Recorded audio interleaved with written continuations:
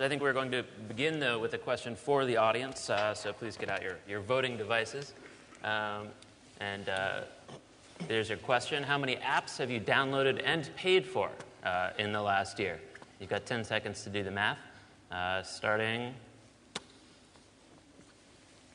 There we go.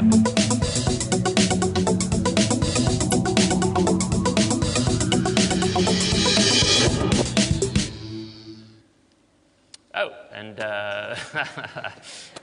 by a big margin, we see that free apps remain very popular with this crowd, at least. What about you, gentlemen? It's hard to separate out from your professional line of work, of course, but how many paid apps are you buying and downloading, and are free apps still predominantly? Maybe we'll start with you. I'm biased, but I have a lot of apps. One anecdote. My 7-year-old saved up for a laptop and decided to go for an iPad instead. And so I queued on opening day, got the iPad, and the first question she asked me was, how much money do I have left for apps? Did she have any left? She had some left, quite a fair amount. Very good. What about you? Do you spend a lot of time with paid apps in your personal life to the degree you can separate it from your professional life?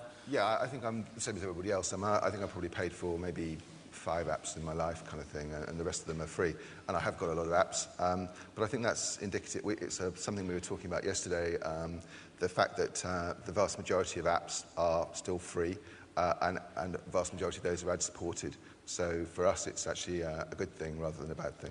Well, it's an interesting question because in my capacity as a media reporter at Ad Age, I write a lot about the traditional media business, including magazines and newspapers, and their digital efforts.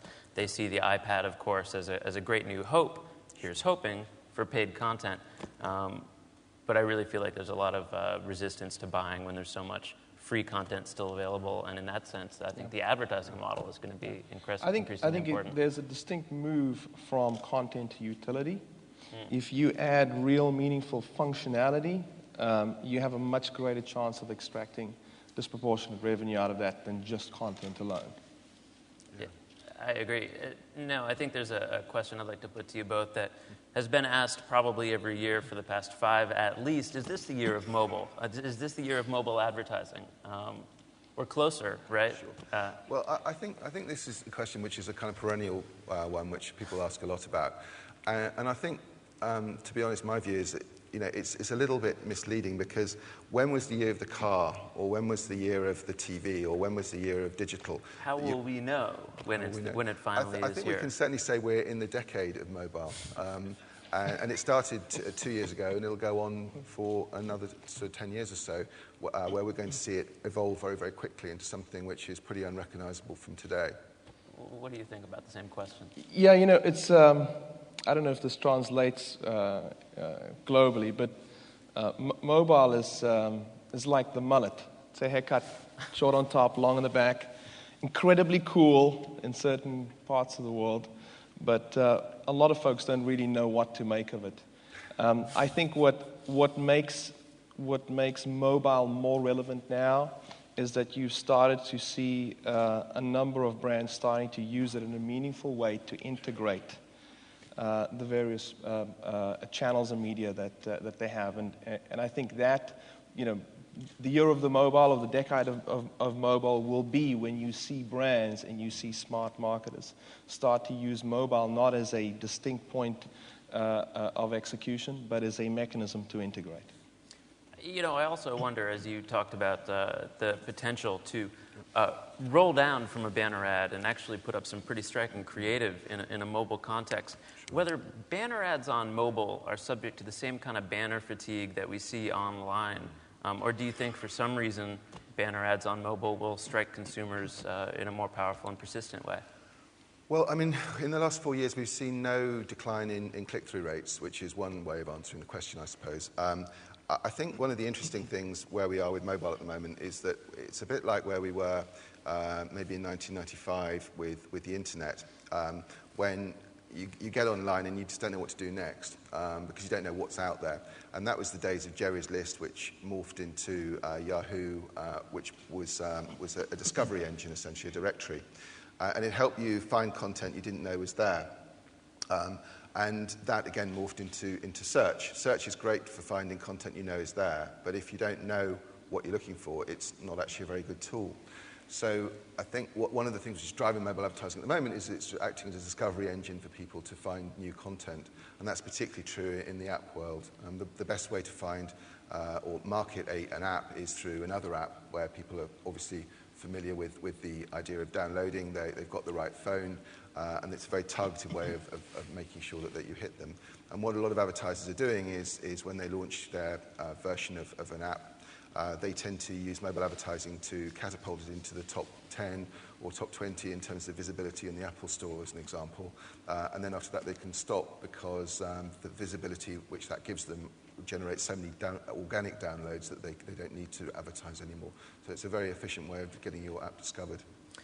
We're on a relatively tight schedule, but in case there's a question from the audience or two, I think we'd be willing to take one.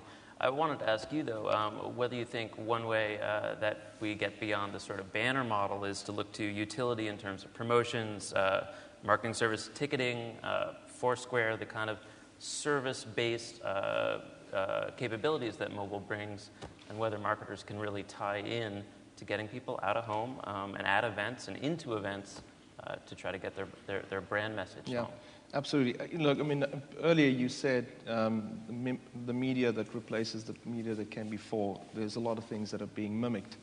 I think you will see an acceleration of what has happened in display, where you have just effective distribution. And this is what has also been really useful for media buyers, because we want to create rich, immersive experiences, but we also have to pay consideration to how we can effectively distribute those, and being able to do that across multiple properties and buying that very efficiently, because you can have lots of creative directors, but there's a media buyer somewhere that needs to determine how that particular piece of creative is going to be distributed.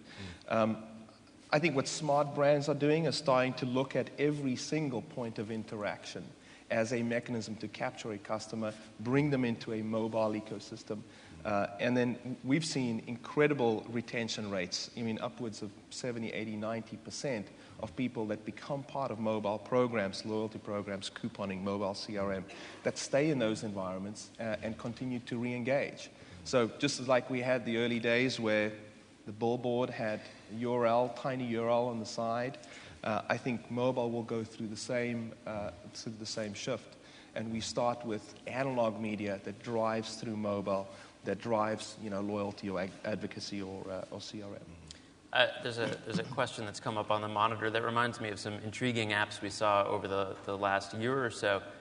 Men's Health from Rodale, I think, was one of the first media brands to allow in-app purchases of further content within the app itself.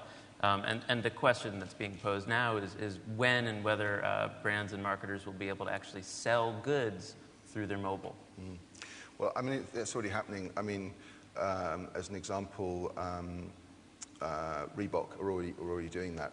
They had an app which allows you to create your own personalized sneakers and order them through your phone. So it's early stages. People already are starting to get involved. But I think the big thing we've been waiting for is what I was talking about earlier on, which was the way of redeeming coupons in a physical store. And that certainly, as far as the fast-moving consumer goods sector, is something which they've always said that they wanted in digital, a way of closing that loop, which has never been available before, but it is on a mobile. And I think that's what's really exciting, what's going to really drive the growth in the next 2 or 3 years. Well, it's going to be exciting to watch. I'm intrigued already, and hopefully we can do an equivalent of this panel next year and sort of gauge our success. For now, we're going to wrap this one up, so thanks very much, gentlemen. Thank you. And we're going to move on to talking about the global technologies of tomorrow.